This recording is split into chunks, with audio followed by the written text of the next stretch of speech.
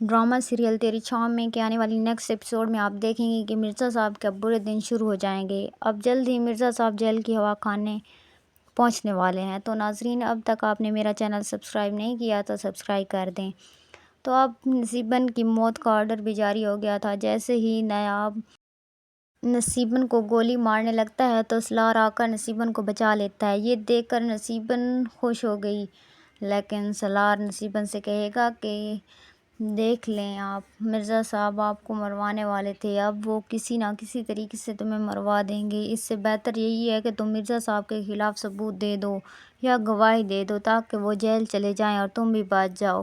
جہاں پھر نصیبن سالار سے کہے گی کہ مرزا صاحب نے یہ کر کے بہت غلط کیا ہے، اس کو نہیں پتہ کہ میں کیا کر سکتی ہوں، میرے پاس اس کے خلاف بہت ثبوت ہیں اور بہت ساری ویڈیوز ہیں جو وہ یہاں آ کر لڑکیوں کو ساتھ لے جاتے تھے۔ اب اس کو کیا لگتا ہے کہ وہ مجھے مروا دیں گے تو وہ خود بچ جائیں گے، میں مرزا صاحب کو زندہ نہیں چھوڑوں گی۔ اور سالار، تم نے میری جان بچا کر مجھ پر بہت بڑا احسان کیا ہے۔ تب سالار پولیس کو کال کرے گا، پولیس بھی آنے کے لیے تیار ہو جائے گی۔ سالار نصیبن سے کہے گا کہ وہ ویڈیوز اور ثبوت مجھے دے دو، تو نصیبن کہے گی کہ وہ سارے ثبوت اور ویڈیوز تو قمر کے پاس ہیں، تم قمر کو کال کرو۔ وہ قمر کو کال کرے گا اور کہے گا کہ تمہارے لیے بہتر یہی ہے کہ تم مرزا صاحب کے خلاف جتنے بھی ثبوت اور ویڈیوز ہیں مجھے دے دو، ورنہ میں تمہارا بہت برا حال کروں گا۔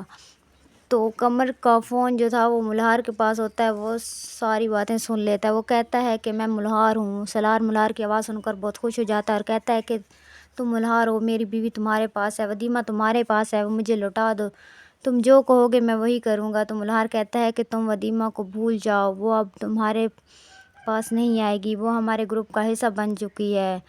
تو ملہار کال کاٹ دے گا، لیکن سالار بھی چپ نہیں بیٹھے گا، وہ اپنے دوست کو کال کر کے ہو سکتا ہے کہ لوکیشن ٹریس کروائے۔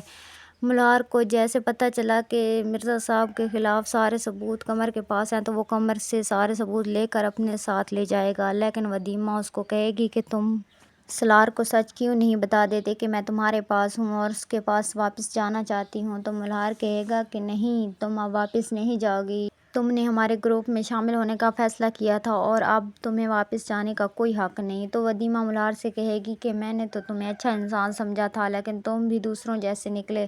تو ملہار کہتا ہے کہ اب پتہ چل گیا نا۔ پھر ملہار ودیمہ کو کھینچ کر اپنے ساتھ لے جاتا ہے اور کہتا ہے کہ تم ہمارے پاس رہو گی، کہیں نہیں جاؤ گی۔ دوسری طرف پولیس بھی نصیبن کے اڈے پر پہنچ جائے گی اور سارے لوگوں کو گرفتار کر لے گی۔ ہو سکتا ہے کہ نصیبن بھی اپنی گرفتاری دے دے اور پولیس کو سچ بتا دے، مرزا صاحب کے خلاف جتنے بھی ثبوت تھے پولیس کو دے دے گی۔ جب وہ پورے گھر کی تلاشی لیں گے تو پتہ چلے گا کہ اس گھر میں تو خفیہ کیمرے لگے ہوئے ہیں۔ پھر ایک پولیس والا مرزا صاحب کو فون کرے گا کہ آپ کی جان بہت خطرے میں ہے، آپ کو پتہ بھی ہے کہ نصیبن سچ بتا چکی ہے، جو تم نے آدمی بھیجا تھا نصیبن کو مارنے کے لیے۔